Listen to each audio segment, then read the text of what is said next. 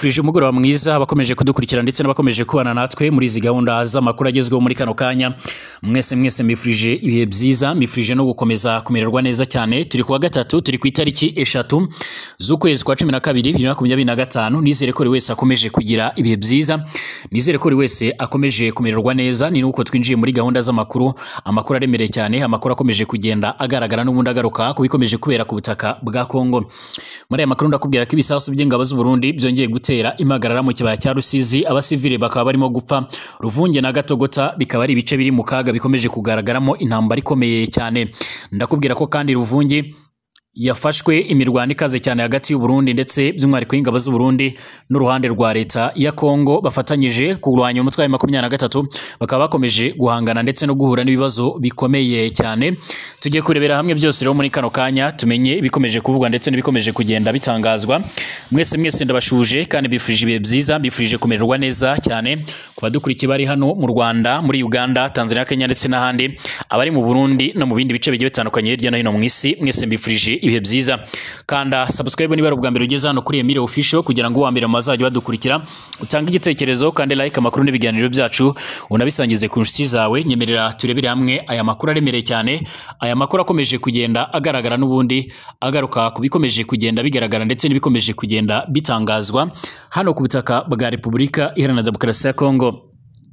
Ni imirwano imaze imisi igaragara muri bino bice ku buryo kugeza amagingo aya ngaya abaturage benshi bakomeje kujya mu kaga. Amakuru akomeje kutugeraho yemeza ko ibisasu bikomeye cyane by'ingabo z'u Burundi biri kugwa mu bice bituwe cyane mu kibaya cya Rusizi, birimo Katogota ndetse na Kamanyora, mu gihe imirwano ikomeje kwiyongera hagati ya AFC ibarizwa mu twanya 23 n'uruhande rwa leta ya Kongo n'abafatanyabikorwa bayo.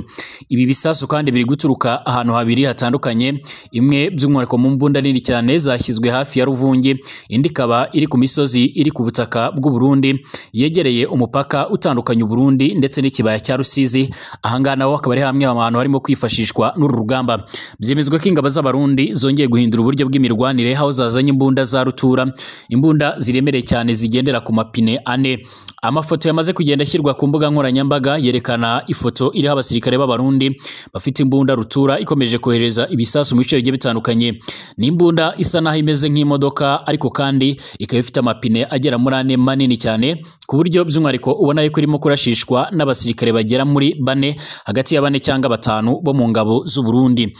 Amakuru akomeje guturuka rero ku mirongo y'imbere ku rugamba haremeza ko intambara zikomeje guhindura isura ndetse zikomeje no kubica bigacika, haba hano muri Kivu y'Amajyepfo ndetse n'iy'Amajyaruguru, ariko cyane mu bice bya Kivu y'Amajyepfo nk'uko amakuru tugera abivuga. Ingabo za Repubulika Iharanira Demokarasi ya Kongo n'umutwe w'inyeshyamba wa M23 urwanya ubutegetsi bw'icyo gihugu bongeye rero kwitana ba mwana ku mirwano mu ntara ya Kivu y'Amajyepfo mu burasirazuba bw'igihugu bwa Repubulika Demokarasi ya Kongo. Mu itangazo hasohoye kuwa kabiri, umutwe wa M23 wamaganye icyo wise rero uburyarya bw'ubutegetsi bwa Kinshasa ndetse no kuba gashoza ntambara, mu gihe ivuga ko by'umwihariko mu ruhame ubwo butegetsi bw'iyo bugaragaza ko bushishikariye by'umwihariko amahoro, ari nako by'umwihariko bukaza intambara ku mpande zose nk'uko bigaragara. M23 navuga ko kandi ibitero bya FARDC byakomeje kuri uyu wa gatatu mu ntara ya Kivu ya ruguru ndetse na Kivu y'Amajyepfo, ishinzwe FARDC gukoresha indege z'intambara, indege nto zitajyamo umupilote, drone ndetse n'intwaro za rutura.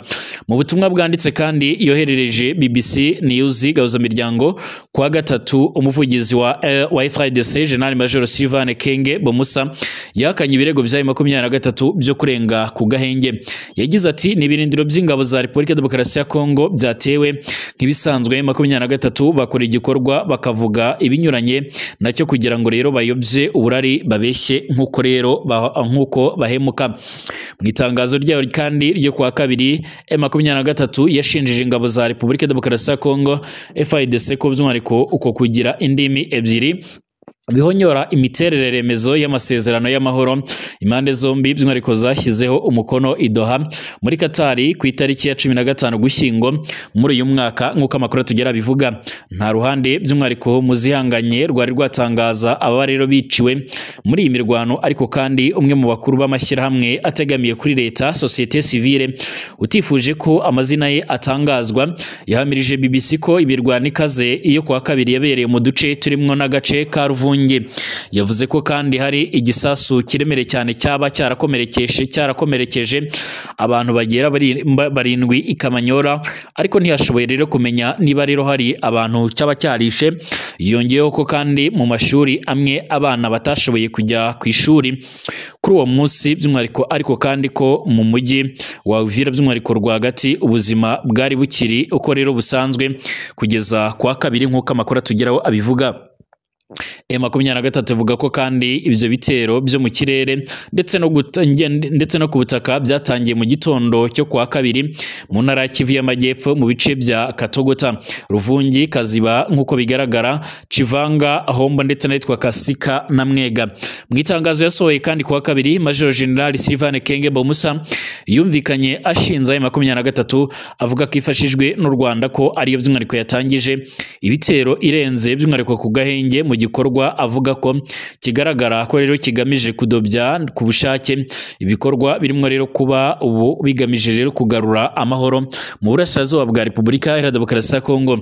U Rwanda rushinzwa na Kinshasa rero gufasha umutwe wa M23 mu gihe Kigali nayo by'umwihariko ishinza Kinshasa gufatanya n'umutwe w'inyeshyamba wa FDLR urwanya ubutegetsi bw'u Rwanda, ndetse impande zombi zikaba zikomeje kubihakana. Uyu mutwe wa FDLR kandi ugizwe n'abasizi bagize uruhare muri jenoside yakorewe abatutsi mu Rwanda mu mwaka wa 1994. Kuva mu ntangiriro y'uyu mwaka kandi M23 igenzura umujyi wa Goma mu rwa mukuru rero w'intara ya Kivu ya ruguru, ndetse na Bukavu mu rwa mukuru rero wa Kivu y'Epfo n'ibindi bice byinshi cyane byo muri iyo ntara.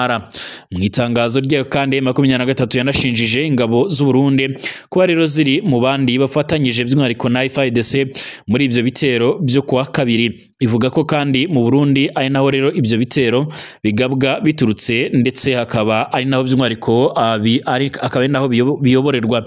Igisirikare cy'u Burundi ntacyo cyahise rero gisubiza ku busabe bwa BBC bwo kugira icyo rero kivuga kuri ibi birego bishya nk'uko amakuru tugera bivuga. Uburundi kandi bufite uruhare by'umwihariko mu ntambara ibera mu burasirazuba bwa Repubulika Demokarasi ya Kongo, aho bwumvikane bwa Gitega na Kinshasa bwohereje ingabo zibarirwa mu bihumbi gufasha za FARDC kurwanya imitwe y'inyeshyamba harimo n'uyu mutwaye 23. Uko ibintu kandi byifashe mu burasirazuba bwa Repubulika Demokarasi ya Kongo birimo by'umwihariko mu byazambije umubano w'u Rwanda ndetse n'u Burundi mu myaka ya vuba, aho rero kugeza ubu ngubu Uburundi bwafunze imipaka yo ku butaka ibuhuza n'u Rwanda. Ibi bitero kandi bibaye mu gihe habura rero amasaha make ngo Perezida Kagame w'u Rwanda ndetse na Perezida Félix Tshisekedi Tshilombo by'umwihariko ngo bahurire mu nama yo kuwa kane muri Amerika ku butumire bwa Perezida Donald Trump. Byitezwe ko kandi bombi bemeza amasezerano y'amahoro hagati y'ibihugu byombi mbere yashyizwe rero umukono i Washington DC, ndetse n'abaminisitiri b'ububanyi n'amahanga b'ibihugu byombi hari muri Kamena uyu mwaka. Iyo nama kandi igiye kwitabirwa n'abandi bategetsi bagiye batandukanye harimo nka Perezida w'u Burundi Evariste Ndayishimiye. M23 yo bwayo by'umwihariko ntizitabira iyi nama i Washington DC. Ibiganiro byayo ndetse na leta ya Kinshasa bisanzwe bibera i Doha mu gihugu cya Katari nk'uko abakora tugera bivuga. Aya masezerano kandi i Washington DC hagamije kurangiza intambara mu burasirazuba bwa Repubulika Demokarasi ya Kongo imaze imyaka hafi 30 ihagarara ikongera ikubura. Iyo muri iki gihe ariko yo nk'uko amakuru tugeraho abivuga, iyo muri iki gihe nk'uko bikomeje kugenda bigaragara ikaba ikomeje kugenda by'umwihariko ifata indi ntera, dore ko yaje kongera kubura mu mpera za 2021. Umuryango w'abibumbye kandi uvuga ko intambara mu burasirazuba bwa RDC imaze gukura mu byabo abantu hafi miliyoni 5 zirengaho barimo miliyoni 1.600 bakuye mu byabo muri uyu mwaka wonyine kuva watangira muri uyu mwaka w'2025 nk'uko amakuru akomeje kugenda by'umwihariko abivuga cyangwa se nk'uko bikomeje kugenda bitangazwa.